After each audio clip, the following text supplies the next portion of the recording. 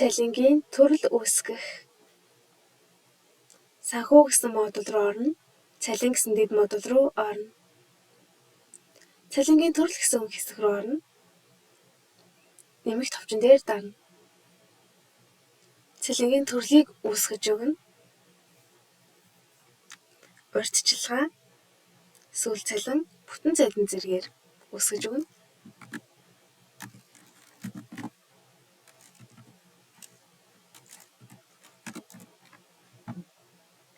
Мөн энэ цалингийн төрөл дээр эрс тооцох үгүйг сонгож өгнө. Мөн хөнгөлөлт тооцох хэсгийг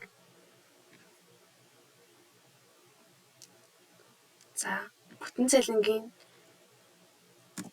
нийт цалингийн хэдэн хувийг олохыг тооцож өгнө. Хэрвээ урьдчилгаа бол хэдэн хувь вэ? Сүүл цалин бол хэдэн хувь вэ гэдгийг эндээс бас үүсгэж өгчнө гэсэн үг. Болсон бол хадгалах товчон дээр дарна. Энэ хүслээ